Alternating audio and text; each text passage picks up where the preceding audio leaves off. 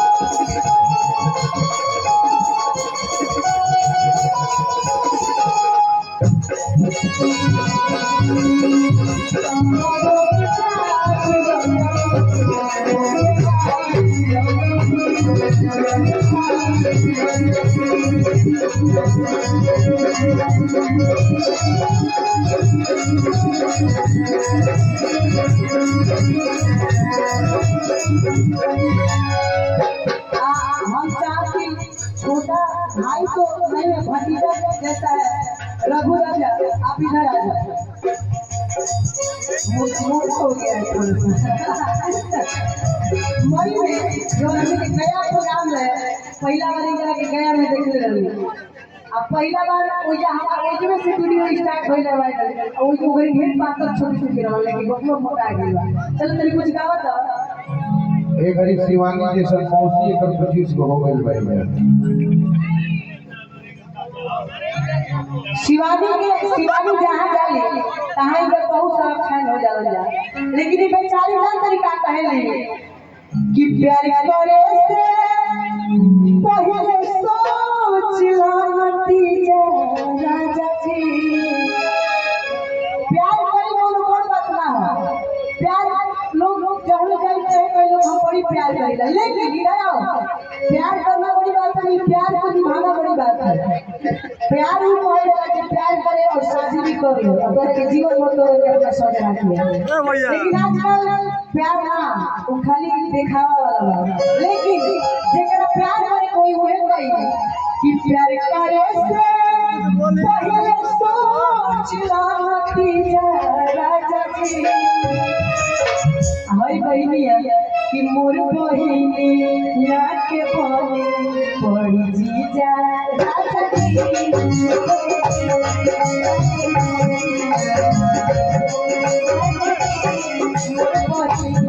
लाके बोले पड़ी जीजा राजा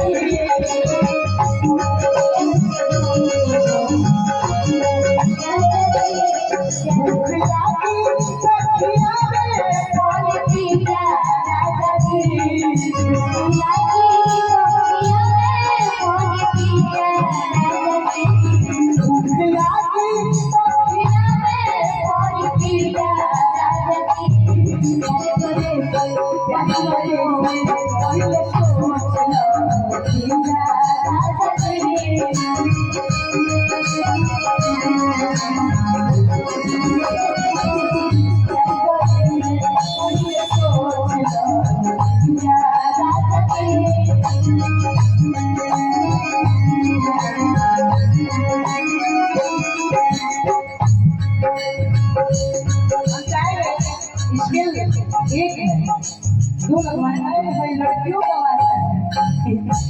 दू तो हमू गाई लेकिन खाली एक साउंड के गला के जगला की वजह से लगातार प्रोग्राम की वजह से हम इसके घटवा देंगे दू लगा दीजिए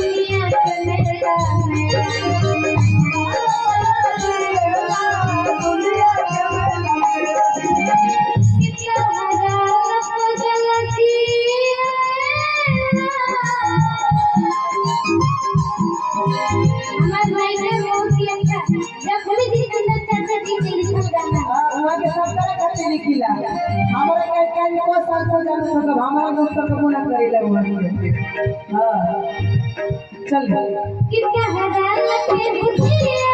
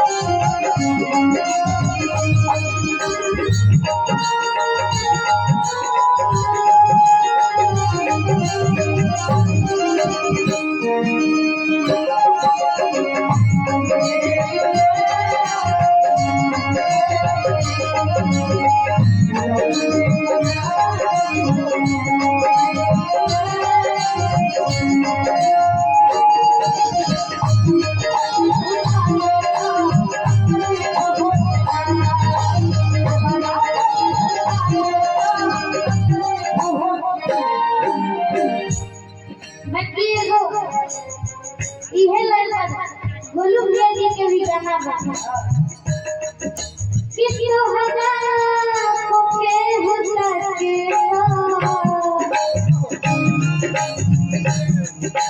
तोहरा के हुता के तकलीफ होए तोहरा के हुता के तकलीफ होए तोहरा के हुता के तकलीफ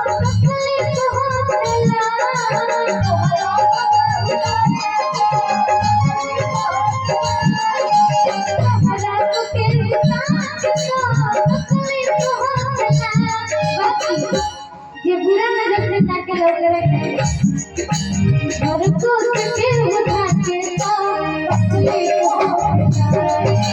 हमको के उठा के असली होता अपना के उठा के असली होता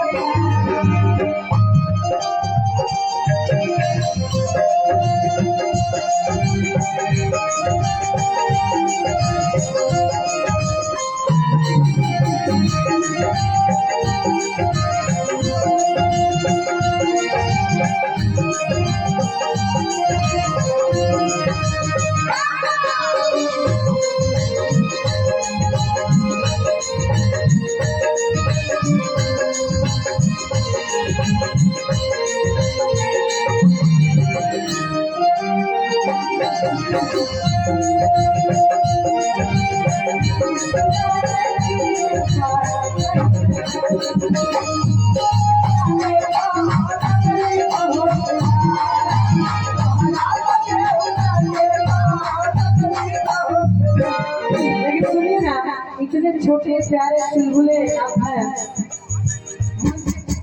अरे भाई हम तो बने की बम फट गई। मंच के नीचे तो आप हमारे छोटे भाई भतीजे हो सकते, लेकिन मंच पे अभी पूरा छप्पा पूरा देवालवा जैसा लग रहा है। कैसे भैया भैया बिंजू वाले भैया अपनियों के साथ लेके मुस्कुरा रहे थे हमारी के कैसे भैया तक चाहिए कि ममता जवानी अधिया भाई छोटा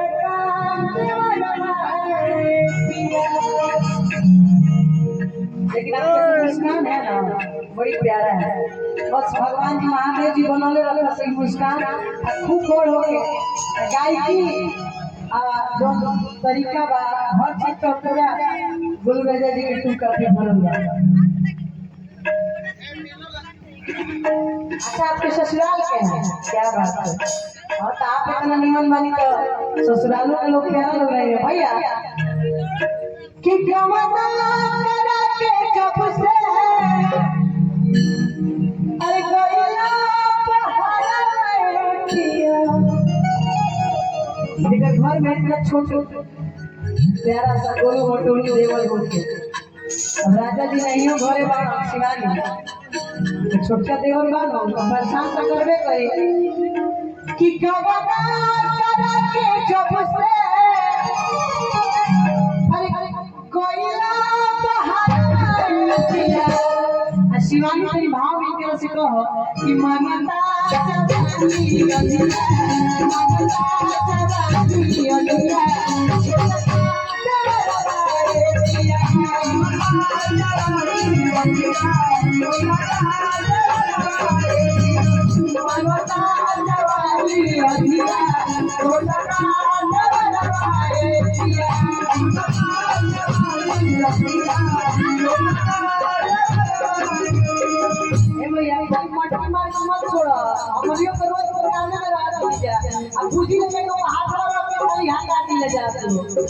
ना जी गवना के जब से कोयला पहाड़ा पिया